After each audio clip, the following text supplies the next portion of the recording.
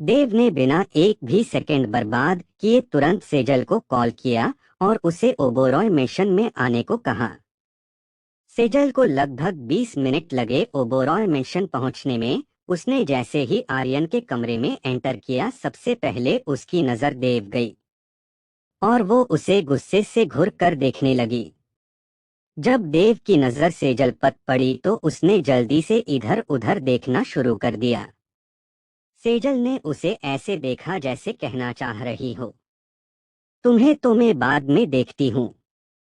सेजल ने बेड पर लेटी परी को देखा, फिर उसके बाजू में बैठे आर्यन को जो एकटक परी को देखे जा रहा था।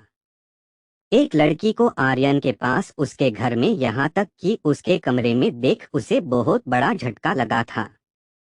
सेजल की आंखें शोक की वजह से लगभग बाहर ही आने वाली थी। उसे अपनी आंखों पर भरोसा ही नहीं हो पा रहा था। जो लड़का लड़कियों के नाम से, शादी के नाम से दूर भागता है, जो उनसे भी 3 फीट की दूरी बनकर रहता है, वो आज किसी लड़की के इतने पास बैठा था। यहाँ तक कि उसकी आंखों में उस लड़की के लिए परवाह भी साफ देखी जा सकती थी। जो होना वो अपने सपने में भी इमेजिन नहीं कर सकते थे कि आर्यन अयान के अलावा भी किसी की इतनी केयर करेगा, किसी की इतनी परवाह करेगा। सेजल ने जोर से अपने सर को झटका। उसे ऐसा लगा कि अगर उसने और इन सब के बारे में सोचा तो पक्का उसे है किसी डॉक्टर की जरूरत पड़ जाएगी। उसके मन में परी को लेकर, उसकी ऐसी हालत को लेकर बहुत सारे सवाल थे।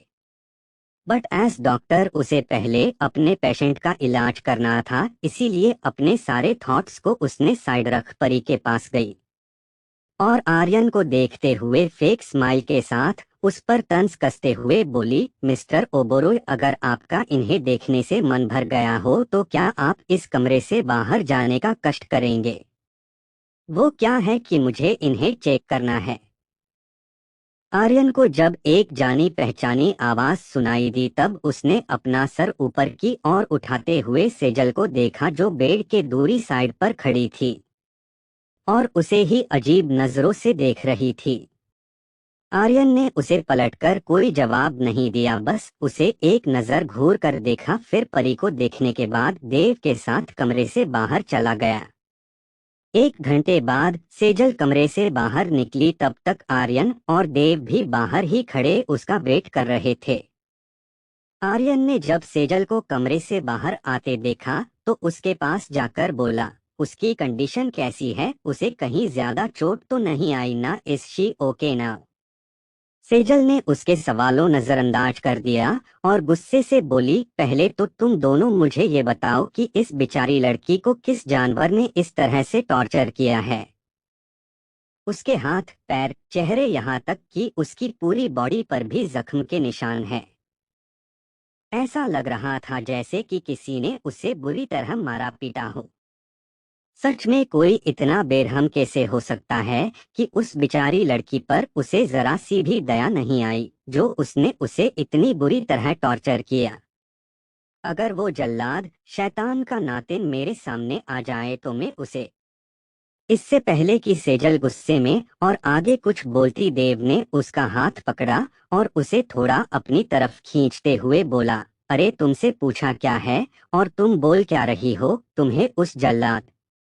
आर्यन ने देव को गुस्से घूर कर देखा तो देव अपने कहे हुए शब्दों को सुधारते हुए बोला, मेरा मतलब है कि तुम क्यों अभी उस इंसान के बारे में बात कर रही हो? तुम तो ये बताओ कि उस लड़की की कंडीशन क्या है, वो अब ठीक तो है ना? देव का सवाल सुन सेजल ने जवाब दिया, हाँ अब वो ठीक है, लेकिन... लेकिन क्या? आर्यन अचानक ही दोबारा टेंशन में आ गया, जिस पर सेजल उसे समझाते हुए बोली, अरे रिलैक्स, ज्यादा कुछ नहीं, बस उसे पूरी तरह ठीक होने में कम से कम 15 से 20 दिन तो लगेंगे।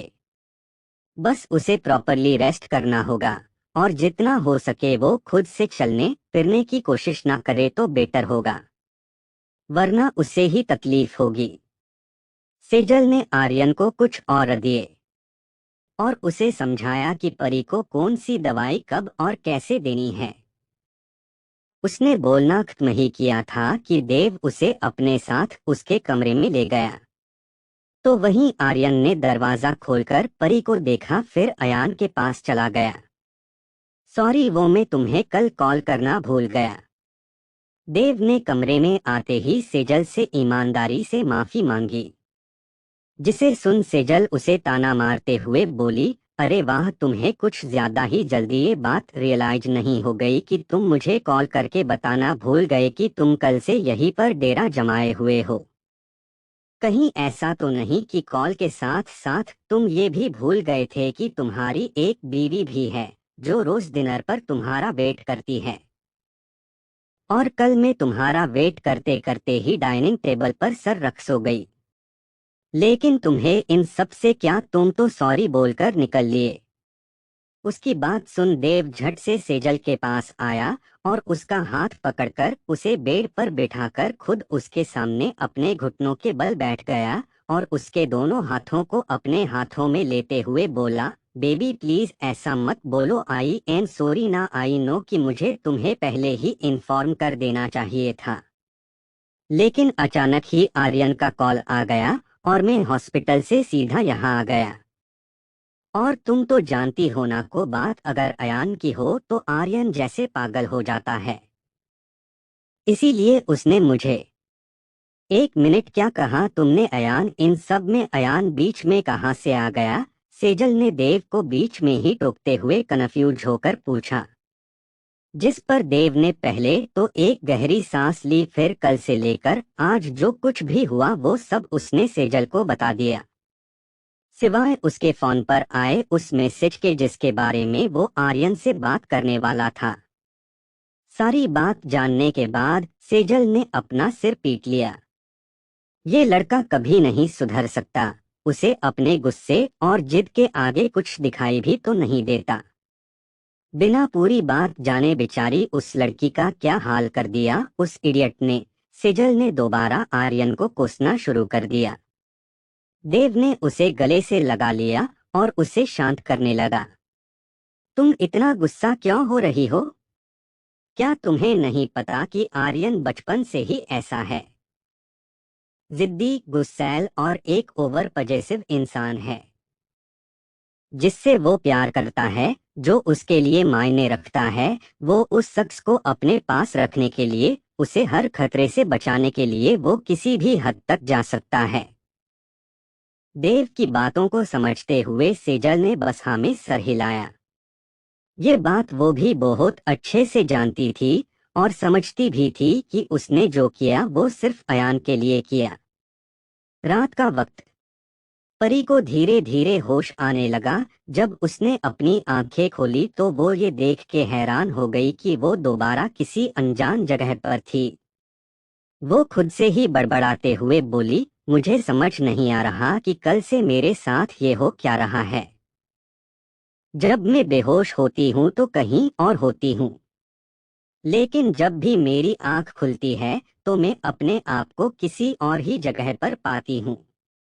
खैर जो भी हो, मुझे कैसे भी करके यहाँ से जल्द निकलना होगा। परी अपनी जगह से उठी। उसने कल से कुछ नहीं खाया था, ऊपर से उसके जख्म भी अभी पूरी तरफ ठीक नहीं हुए थे। वो बहुत ज्यादा कमजोर हो गई थी, लेकिन वो यहाँ एक और सेकंड भी नहीं रहना चाहती थी। परी अपने लड़खड़ाते कदमों से डोर की तरफ जाने लगी, लेकिन उसे हल्के हल्के चक्कर आ रहे थे। लेकिन उसने इस बात की परवाह नहीं की और आगे बढ़ने लगी। लेकिन उसे चक्कर आ गए और वो गिरने ही वाली थी कि तभी डोर ओपन हुआ और आर्यन अंदर आया। लेकिन जब उसने परी को देखा जो फर्श पर गिरने ही वाली थी, कि उसने जल्दी से रिएक्ट किया और परी की पतली कमर को अपने एक हाथ से थाम लिया। परी ने इस वक्त सिर्फ एक वाइट बाथरोब पहन रखा था जो कि उसे सेजल ने पहनाया था। तुम इस हाल में कहाँ जाने की कोशिश कर रही थी? आर्यन ने परी को देखते हुए उससे पूछा। उसे समझ नहीं आया कि वो इस हाल में क्या करना चाहती थी। जब परी ने आर्यन को अपनी आंखों के सामने देखा तो अचानक ही उसका चेहरा गुस्से से लाल हो गया। तुम छोड़ो मुझे, तुम्हारी हिम्मत कैसे हुई मुझे छूने की? करते हुए परी ने अपने आप को आर्यन की पकड़ से आजाद कर लिया और उससे थोड़ी दूरी बना ली। वो उसे लगातार गुस्से से घुरे जा रही थी। इससे पहले कि वो कुछ कहती, आर्यन ने अपनी सख्त आवाज में उससे कहा, तुम कहाँ जा रही थी? तुम्हें अभी रेस्ट की जरूरत है, तो चुपचाप अपनी जगह पर वापस जाओ और रेस्ट करो। और अगर तुम्हें किसी भी चीज की जरूरत हो तो बेड के पास टेबल पर एक छोटा सा रिमोट है, उसके बटन को प्रेस करते ही कोई ना कोई मेड तुम्हारे पास आ जाएगी। जो तुम्हें चाहिए तुम्हें बस उन्हें ऑर्डर देना है। अब जाओ और रेस्ट करो।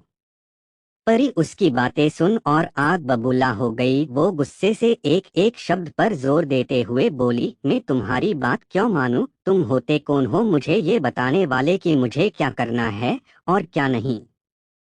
अब हटो मेरे रास्ते से, मुझे यहाँ एक और सेकंड नहीं रुकना है। मेरा दम घुट रहा है यहाँ। जब जब तुम्हारी ये शक्ल देखती हूँ ना, मेरा गुस्सा और बढ़ता जाता है। इससे पहले कि मैं गुस्से में आकर तुम्हारे इस चेहरे का नक्शा बिगाड़ दूं, मुझे जाने दो यहाँ से। परी ने आर्यन को साइड हटाने की कोशिश की, लेकिन आर्यन अपनी जगह से 1 इंच तक नहीं हिला। उल्टा उसने परी का हाथ पकड़ लिया और अगले ही पल परी हवा में उसकी बाहों में थी। परी शॉक्ड रह गई और आर्यन की चेस्ट पर मारते हुए बोली, मॉन्स्टर कहीं के, ये क्या हरकत है? नीचे उतारो मुझे, मुझे जाना है यहाँ से। मैंने कहा नीचे उतारो मुझे, तुम्हें सुनाई नहीं देता है क्या? परी लगातार उसे मारते हुए उल्टा सीधा बोले जा रही थी, लेकिन आर्यन पर इसका कोई असर नहीं हुआ। उसने उसे बेड पर लेटा दिया और फिर उसके चेहरे के नजदीक अपने चेहरे को ले गया, जिससे परी के आगे के शब्द उसके गले में ही अटक गए। दोनों की ही धड़कनें बेतहाशा धड़क रही थी। दोनों को एक अजीब सी कशिश, एक अजीब सी सनसनी अपने अंदर महसूस हो रही थी। लेकिन दोनों में से किसी ने भी अपनी नजरें एक दूसरे से नहीं हटाई। आर्यन परी की आंखों में देखते हुए अपनी गहरी आवाज में बोला, जो हुआ वो सब एक बहुत बड़ी मिसअंडरस्टैंडिंग थी जिसे अयान ने क्लियर कर दिया है। और मैंने जो तुम्हारे साथ किया उसके लिए मैं तुमसे कोई माफी नहीं मांगूंगा, क्योंकि मेरी नजरों में उसकी कोई माफी नहीं है। इसलिए तुम जो चाहो उसके किए मुझे सजा दे सकती हो। मैं हर सजा कबूल करने के लिए तैयार हूँ। वो आगे बोला, लेकिन जब तक तुम पूरी तरह ठीक नहीं हो जाती तुम इस घर से, तो क्या तुम्हें इस कमरे से भी बाहर कदम रखने की परमिशन नहीं है? एक बार तुम ठीक हो जाओ उसके बाद तुम जहां जाना चाहो जा सकती हो, लेकिन तब तक तुम्हें यही हमारे साथ रहना होगा। तो यहाँ से भागने के बारे में सोचना भी मत, वरना मुझसे बुरा और कोई नहीं होगा। आर्यन की आंखों में परी को एक जिद, एक जुनून, एक पागलपन नजर आ रहा था, लेकिन साथ ही साथ उसकी आंखों में कुछ और भी था जिसे वो पढ़ने की कोशिश कर रही थी। लेकिन अचानक ही आर्यन उससे दूर हो गया और कमरे से बाहर जाते हुए बोला, मैं तुम्हारे लिए कुछ खाने को लेकर आता हूँ। आर्यन के जाने के बाद परी को बार बार सिर्फ उसकी वो काली गहरी आंखें ही नजर आ रही थी। उसे ऐसा लगा जैसे उसकी आंखें उसके अंदर के दर्द को बयां कर रही थी। लेकिन कैसा दर्द? क्या इस जैसे इंसान के साथ भी कुछ ऐसा हुआ होगा जो वो इतना हार्टलेस पर्सन बन गया है? परी अपना सर झटकते हुए खुद से ही बोली, परी तू भी ना क्या सोच रही है? भला इस जैसे इंसान के साथ कोई क्या ही गलत कर सकता है? उल्टा अगर किसी ने उसे कुछ भी करने को कोशिश की तो वो सीधा परलोक सिधार जाएगा।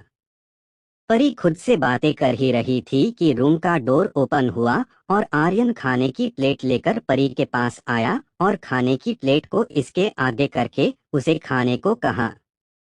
परी ने अपने दोनों हाथों की तरफ देखा जिस पर पट्टी बंधी थी, फिर खाने की तरफ। उसे भूख तो बहुत जोरों की लगी थी, लेकिन वो अपने हाथ से खाना कैसे खाए उसे समझ नहीं आ रहा था। आर्यन ने जब ये देखा कि वो खाना भी अपने हाथ में नहीं खा सकती तो उसे और बुरा लगने लगा। वो उसके सामने बैठ गया और प्लेट से एक निवाला लेकर उसके मुंह की ओर बढ़ाया। परी ने घूर कर उसे देखा, लेकिन खाया नहीं। ये देख आर्यन गुस्सा आ गया और वो अपनी सख्त और कोल्ड वॉइस में बोला, सीधे तरीके से खाना खाओ वरना मुझे और भी तरीके आते हैं तुम्हें खोलने के जो शायद तुम्हें पसंद न आए। धमकी दे रहे हो तुम मुझे? तुम जो चाहे समझ सकती हो। तुम्हें तो मैं। परी बस इतना ही बोल पाई थी कि आर्यन ने उसके मुंह में खाना ठूस दिया।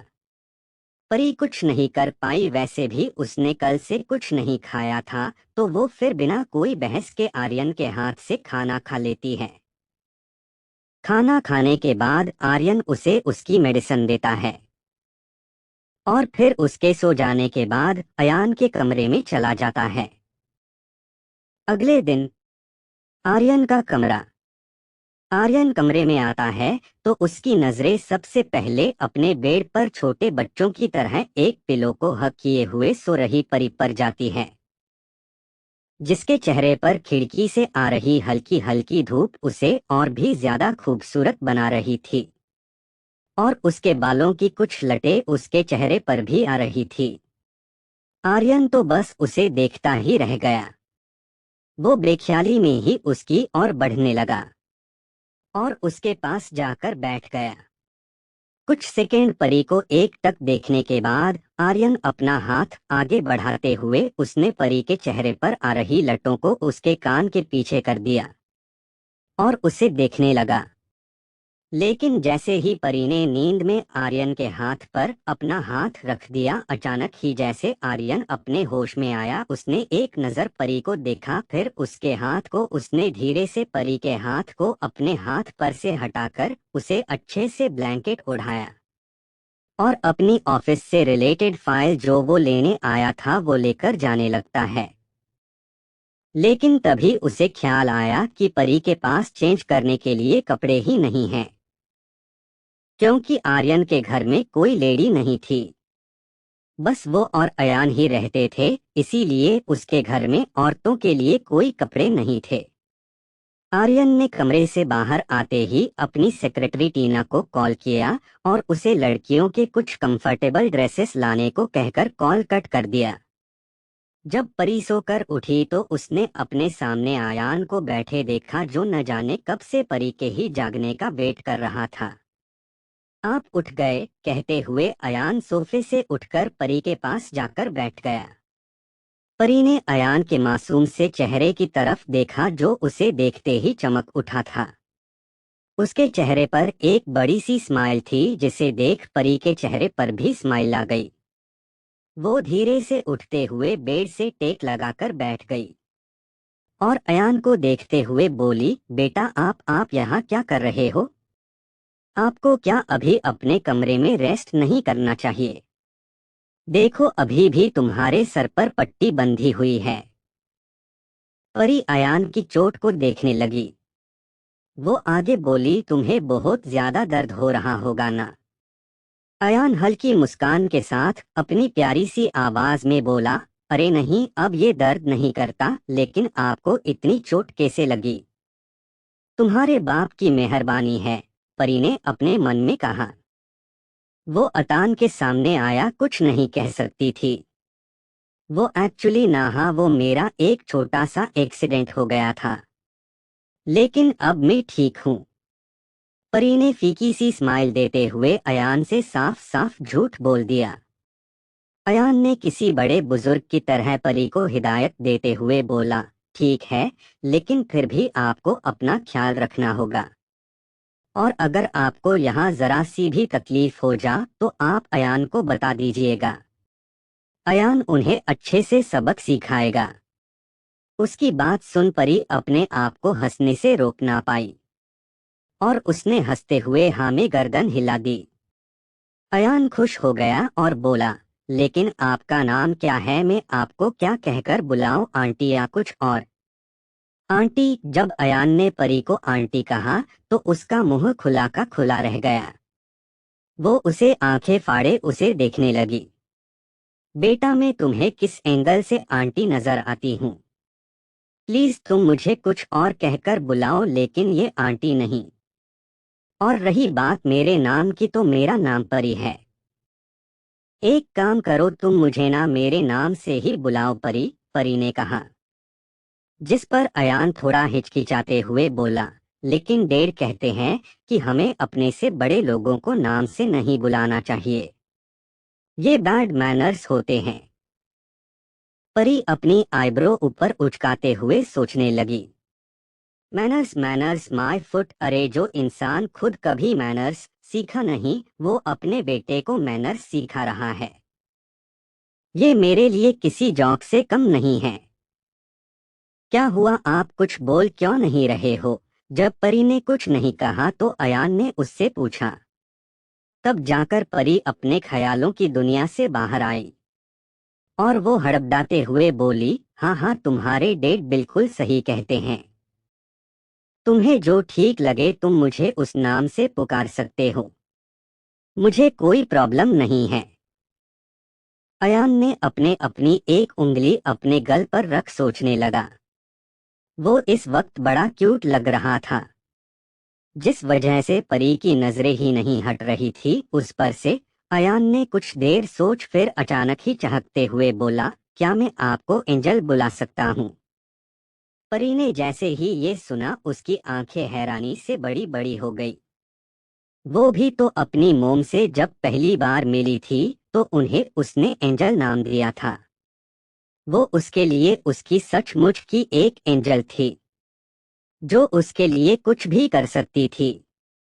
परी ने अयान की तरफ देखा और स्माइल करते हुए सहमति में अपनी गर्दन हाने हिला दी, जिसे देख अयान के चेहरे पर एक बड़ी सी स्माइल आ गई। वैसे आपने मेरा नाम तो पूछ लिया, लेकिन अपने बारे में तो कुछ बताया ही नहीं कि आपका नाम क्या है। मेरा नाम अयान ओबोरॉय है। अयान, ये तो बहुत प्यार नाम है, लेकिन मैं यहाँ जब से आई हूँ मीन सिर्फ आपके डैड को ही देखा है। आपकी मम्मा कहीं दिखाई नहीं दे रही, वो कहाँ है बेटा? ये सुन अयान का चेहरा उतर गया और वो उदास होकर बोला, मेरी मम्मा नहीं है। देव चाचू कहते हैं कि वो गॉड के पास चली गई और आसमान में एक स्टार बन गई है। ये सुन परी ने उसे अपने गले से लगा लिया। उसे अयान के लिए बहुत बुरा लग रहा था। उन दिनों और थोड़ी देर एक दूसरे से बातें की, उन दोनों की जी बॉन्डिंग काफी अच्छी हो गई थी।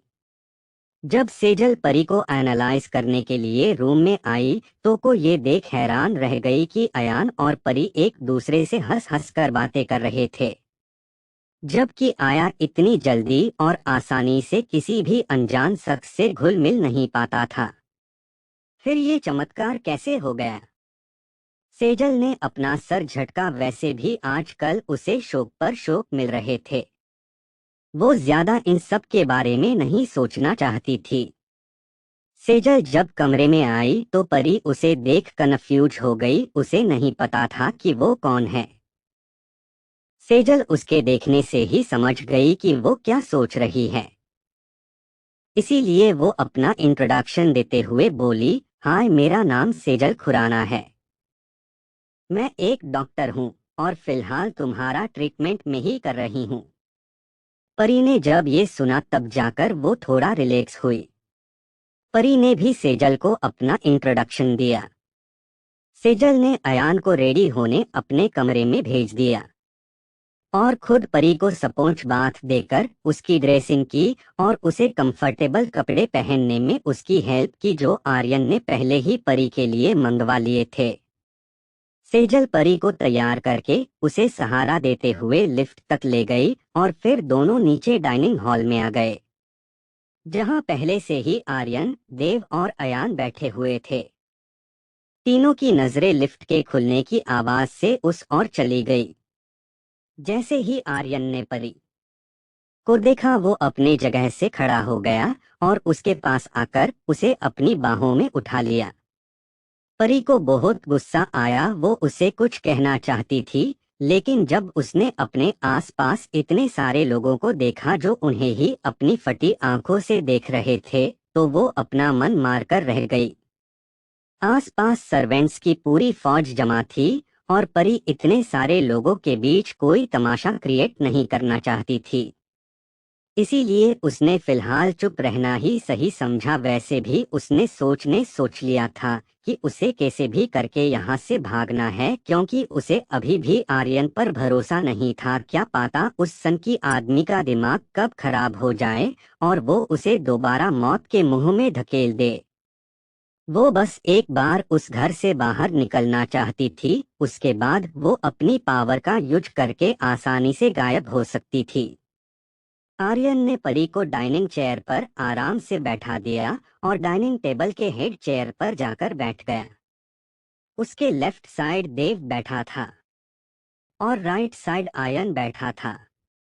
अयान के पास परी और परी के पास सेजल बैठी थी। सर्वेंट्स ने आकर सबकी प्लेट्स में नाश्ता सर्व किया और फिर थोड़ी दूरी पर उनके पीछे जयरत लाइन में सपना सर झुकाए खड़े हो गए। सेजल ने परी की तरफ देखा जो अपने खाने को घुरे जा रही थी। उसके चेहरे से साफ पता चल रहा था कि उसे अपना ब्रेकफास्ट बिल्कुल भी पसंद नहीं आया। सेजल ने उसके हाथ पर अपना हाथ रखा तो परी की नजर उसके ऊपर चली गई। सेजल छोटी सी स्माइल करते हुए उसे समझाते हुए बोली, आई नो परी की शायद तुम्हें ऐसे खाने की आदत नहीं होगी, लेकिन ये खाना स्पेशली मैंने तुम्हारी हेल्थ को ध्यान के रखते हुए बनवाया है ताकि तुम जल्दी से रिकवर कर सको। सॉरी लेकिन तुम्हें फिलहाल यही खाना खाना होगा, लेकिन तुम जैसे ही प्रॉपरली रिकवर कर जाओगी ना, मैं खुद तुम्हारी पसंद की सारी डिशेस बनाकर तुम्हें खिलाऊंगी। सेजल को अपनी इतनी फिक्र करते देख परी के चेहरे पर एक स्माइल आ गई और उसने सेजल को थैंक्स कहा और फिर धीरे धीरे वो अपना ब्रेकफास्ट करने लगी। बीच बीच में सेजल उसकी हेल्प कर देती। वहीं आर्यन किसी गहरी सोच में गुम था। उसे परी का नाम नहीं पता था, लेकिन जैसे ही उसने सेजल ये मुंह से परी का नाम सुना तो खाते खाते उसके हाथ अचानक ही रुक गए। उसने एक नजर परी को देखा, फिर अपने मन ही मन खुद से बोला, मुझे ऐसा क्यों लग रहा है जैसे कि मैंने ये नाम पहले भी कहीं तो सुना है, लेकिन कहाँ। वहीं देव ने जब आर्यन के चेहरे के एक्सप्रेशन नोटिस किए तो उसके चेहरे पर एक मिस्टेरियस स्माइल आ गई। वो अपने मन ही मन बुदबुदाया, सोचा अच्छे से सोच बेटा कि तूने ये नाम कहाँ सुना है, क्योंकि मुझे लगता है कि यही नाम जल्द ही तेरी जिंदगी तेरे जीने की वजह बनने वाला है। और उस दिन का मुझे और सेजल को बेसब्री से इंतजार रहेगा मेरे भाई, जब तू सही मायने में खुश रहना सीख जाएगा। ब्रेकफास्ट के बाद सब अपने अपने कमरे में चले गए। देव रेडी होकर अपने हॉस्पिटल के लिए निकल गया और सेजल को परी का ख्याल रखना था, उसीलिए वो हॉस्पिटल ना जाकर घर पर ही रुकी रही। तो वहीं आर्यन को भी आज एक बहुत इम्पोर्टेंट मीटिंग अटेंड करनी थी, जिस वजह से उसे आज ऑफिस जाना जरूरी था। तो वो अपने ऑफिस के लिए निकल गया, लेकिन उसने जाते वक्त सेजल को परी का फोन उसे वापस देने को कह दिया था ताकि वो अपनी फैमिली से बात कर सके। आर्यन ने ऑफिस पहुंचते ही किसी को कॉल किया और बोला, पता लगाओ कि किसी की इतनी हिम्मत बढ़ गई है जो मेरे आर्यन ओबोरोय के बेटे को किडनैप करने की कोशिश की। मुझे जल्द से जल्द उस शख्स की पूरी जन्म कुंडली चाहिए। उसके बाद उसका फ्यूचर कैसा होगा वो तो अब मैं तय करूंगा। दूसरी तरफ से जी बॉस कहाँ गया और आर्य ने फोन कट कर अपने काम में बिजी हो गया। पूरे दिन भर परी, सेजल और अयान ने खूब मस्ती की, नई नई गेम्स खेली और ढेर सारी बातें की। पूरा दिन उनका एक दूसरे के साथ कब निकल गया उन्हें पता ही नहीं चला। रात का वक्त, आर्यन को आज ऑफिस से लौटने में देर होने वाली थी और उसलिए उसने पहले ही देव को उस बाते में इन्फॉर्म कर दिया था ताकि वो लोग उसका डिनर पर वेट ना करे। देव, सेजल, परी और आर्यन डिनर करके बाद अपने सपने कमरे में चले गए। सब कुछ ठीक था, लेकिन जब आर्यन रात के 12:30 बजे घर लौटा तो वहां का माहौल काफी गंभीर था।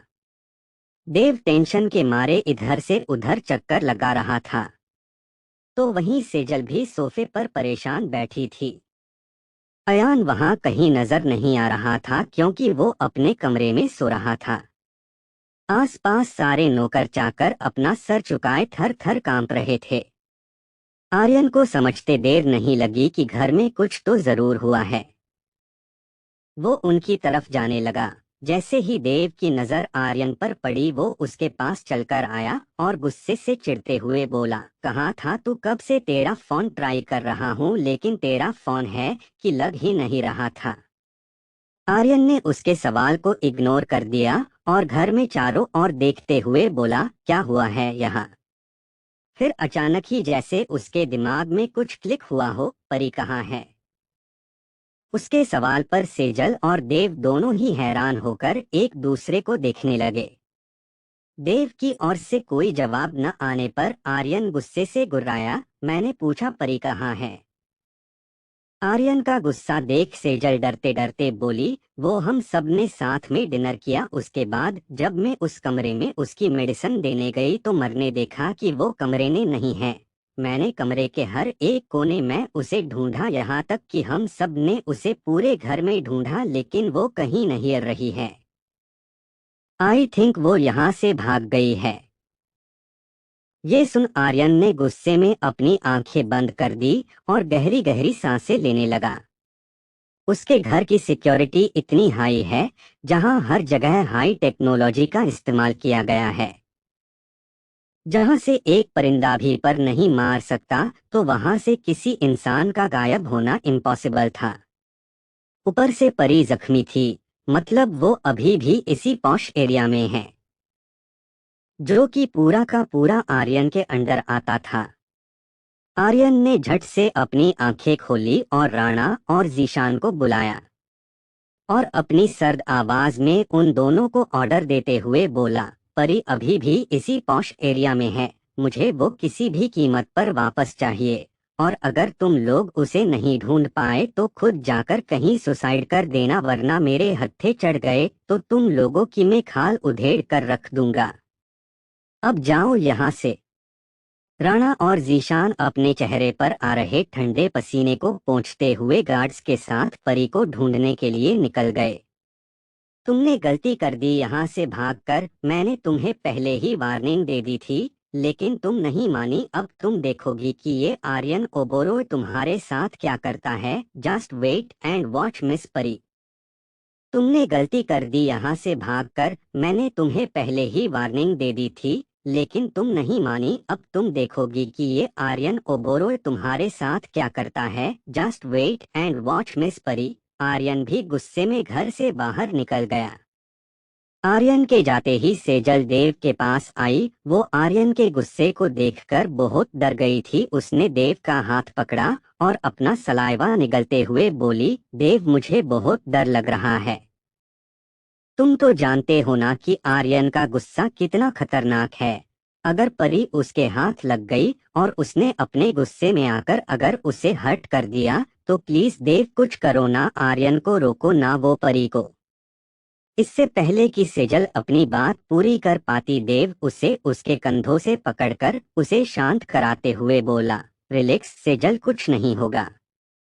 हमारे रहते हुए आर्यन परी को टच भी नहीं कर पाएगा, हर्ट करने की तो बहुत दूर की बात है। हम दोनों उसे ऐसा कुछ भी नहीं करने देंगे जिससे उसे बाद में पछताना पड़े। So just calm down, okay. Dev Sejal को अपने सीने से लगा लेता है और उसका सर सहलाने लगता है।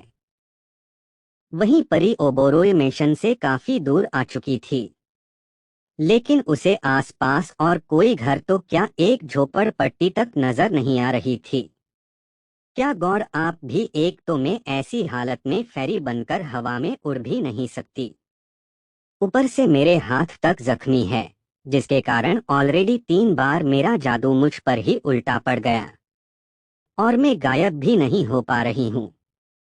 आप मुझसे कौन से जन्म की दुश्मनी निकल रहे हो? यहाँ तो दूर दूर तक कोई घर तो छोड़ो, एक परिंदा तक नहीं है। मैं बिना किसी की हेल्प के कैसे अपने अपार्टमेंट में वापस जाऊंगी। परी अपने आसपास देखते हुए कभी अपनी किस्मत को तो कभी ऊपर वाले को कोस रही थी। वो इस वक्त जहाँ थी वो जगह बिल्कुल सुनसान थी और उसके दूसरी तरफ जंगल था। वहाँ इस वक्त इतना अंधेरा था कि वो उस ओर जाने की हिम्मत नहीं कर सकती थी। एक तो वो पहले से ही घायल थी, ऊपर से अगर कोई जंगली जानवर मिल गया तो वो सीधा उसका डिनर बन जाएगी, जो वो हरगिज नहीं चाहती थी। इसीलिए उसने मेन रोड से जाना सही समझा और धीरे धीरे लंगड़ाते हुए आगे बढ़ने लगी। उसे समझ नहीं आ रहा था कि आर्यन को ऐसी जगह पर घर लेने की क्या जरूरत थी जहां दूर दूर तक रहता ही ना हो। लेकिन उसे यह नहीं पता था कि वो पूरा एरिया आर्यन के हैं अंडर आता था। इसीलिए वहां आसपास उसके मेंशन के सिवाय और कोई मेंशन या विला नहीं था। परी को चलते चलते थोड़ी देर पहले जो हुआ वो याद आने लगा। फ्लैशबैक। जब परी डिनर करके रूम में आई तब उसने अपने घर पर कॉल लगाया, क्योंकि उसका पूरा दिन अयान और सेजल के साथ कब बीत गया उसे पता ही नहीं चला। रियांश ने कॉल उठाते ही कहा, थैंक गॉड बेटा कि तुम्हारा कॉल आ गया, वरना तुम्हारी माँ ने तो कल से मेरा जीना हराम करके रखा था। सॉरी डैड, आपको मेरी वजह से इतनी प्रॉब्लम हुई, परी ने उदास होकर कहा। जिस पर फोन की दूसरी तरफ से रियांश हल्की सी स्माइल देते हुए बोला, ऐसा कभी हो सकता कि तुम बच्चों की वजह से हमें कोई परेशानी हुई हो? मैं तो बस इसीलिए कह रहा था क्योंकि तुमने कॉल करने के बजाय सिर्फ एक मैसेज हमें भेज दिया कि तुम ठीक हो लेकिन फिलहाल बिजी हो। लेकिन फिर भी परिधि को लग रहा था कि तुम किसी मुसीबत में हो, इसीलिए वो मुझे तुम्हें बार बार कॉल लगाने को कह रही थी। लेकिन उस मैसेज के बाद से तुम्हारा फोन बंद ही आ रहा था, जिस वजह से वो और भी परेशान हो गई और साथ ही साथ मेरा जीना भी हराम कर दिया। रियांश ने मजाकिया अंदाज में कहा और हंसने लगा। तो वहीं परी की आंखों से झरझर आंसू बह रहे थे। उसने अपने मुंह पर हाथ रख लिया था ताकि उसके रोने की आवाज फोन की दूसरी तरफ रियांश ना सुन सके। परी और रियांश फोन पर एक दूसरे से बात कर ही रहे थे कि उतने में परिधि रियांश के पास आई, अपना सारा काम निपटाकर। लेकिन जैसे ही उसे पता चेक कि फोन परी का हर, तो उसने झट से रियांश के हाथ से फोन ले लिया और परी से बातें करने लगी। बातों बातों में परिधि ने परी से पूछा, वैसे बेटा तुमने आज से ही ऑफिस ज्वाइन किया है या कल से ज्वाइन करने का सोच रही हो? जिस पर कुछ देर तक तो परी खामोश रही, फिर बहाना बनाते हुए बोली, मम्मा काम के लिए तो पूरी जिंदगी पड़ी है, इसीलिए मैं अभी कुछ दिन ऑफिस ज्वाइन ना करके दिल्ली अच्छे से घूमना फिरना चाहती हूँ। क्योंकि अगर एक बार मैंने अपना ऑफिस ज्वाइन कर लिया तो मुझे अपने लिए वक्त ही नहीं मिलेगा। परी की बात को समझते हुए परिधि उसकी बातों पर भरोसा कर लेती है और कुछ देर बात करने के बाद परी फोन रख देती है। परी के पास अपने पेरेंट्स से झूठ बोलने के अलावा और कोई चारा नहीं था। अगर उन्हें गलती से पता चल जाता कि उसके साथ यहाँ क्या क्या हो चुका है तो पक्का रियांश और परिधि सीधे यहाँ चले आते, और उसके डैड का गुस्सा तो वैसे भी बहुत खतरनाक है। ऊपर से उसकी मॉम उसे लेकर कुछ ज्यादा ही इमोशनल है। पता नहीं वो यहाँ आते तो क्या हो जाता, इसीलिए परी को मजबूरी में ही सही लेकिन उनसे झूठ बोलना पड़ा। परी ने अपने ऑफिस के ऑफिशियल पेज पर उन्हें इन्फॉर्म कर दिया था कि उसका एक छोटा सा एक्सीडेंट हो गया था, जिस वजह से वो 15-20 दिन तक ऑफिस ज्वाइन नहीं कर सकती। उसने अपनी मेडिकल रिपोर्ट जो सेजल ने उसे दी थी उसने वो भी सबमिट कर दी। अपने मॉम डैड से बात कर लेने के बाद अब जाकर परी को अच्छा लग रहा था। लेकिन जैसा कि उसने प्लान किया था यहाँ से भागने का, अब उसे उस पर काम करना था। परी अपनी जगह से उठी और जैसे तैसे करके अंधेरे में सीढ़ियों से होते हुए किचन में चली गई। इस घर में एक नहीं बल्कि दो किचन थे। एक वो जो सिर्फ फैमिली मेंबर्स यूज करते थे और दूसरा वो जिसे घर के शेफ खाना बनाने के लिए यूज करते थे। परी दूसरे किचन में चली गई जहाँ की खिड़की सीधे गार्डन में खुलती थी। परी वहां से निकली और बड़ी मुश्किल से उसने मेंशन के बाहर पहरे दे रहे गार्ड्स का ध्यान भटकाया और वहां से भाग निकली। परी ने मेंशन से बाहर निकलते ही अपनी पावर का यूज करने की कोशिश की, लेकिन उसका जादू उसी पर उल्टा पड़ रहा था। जब उसने फेरी बनकर हवा में उड़ने की कोशिश की तो वो सीधा जाकर एक पेड़ से टकरा गई। फिर जब उसने अपने जादू से गायब होने की कोशिश की तो वो वापस ओबोरॉय मिशन के बाहर पहुंच गई। उसे अपने आप को छुपाने के लिए एक दीवार का सहारा लेना पड़ा। उसे डर था कि कहीं दोबारा उसका जादू उसके ऊपर ही उल्टा ना हो जाए, इसीलिए उसने खुद पर ना आजमा कर एक मुरझाए हुए पेड़ पर आजमाया और वो पेड़ हरा भरा होने के बजाय सूख कर कांटा हो गया। इसीलिए परी को समझ आ गया कि उसका जादू अभी तो उसकी कोई हेल्प नहीं कर सकता, इसीलिए फिलहाल उसे अपनी मैजिकल पावर पर नहीं बल्कि खुद पर ही भरोसा करना होगा। Present time. परी इन सब के बारे में सोचते हुए आगे बढ़ रही थी कि उसे सामने से आ रही BMW कार दिखी ही नहीं, लेकिन उस शख्स ने अपने सामने लंगड़ाते हुए आ रही किसी लड़की को देख लिया और उसने झटके से अपनी कार को ब्रेक लगा दी। टायरों की घिसने की तेज आवाज उस सुनसान जगह पर साफ साफ सुनाई दे सकती थी। परी भी उस आवाज जैसे अपने होश में आई हो। उसने देखा कि एक हैंडसम सा दिखने वाला लड़का अभी अभी अपनी कार से उतरा और उसके पास ही चलते हुए आ रहा था।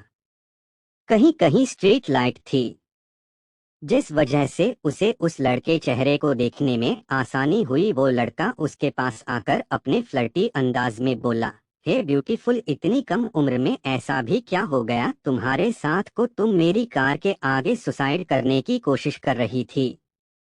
सुसाइड? भला वो क्यों सुसाइड करने की कोशिश करेगी? ये आदमी पागल है क्या?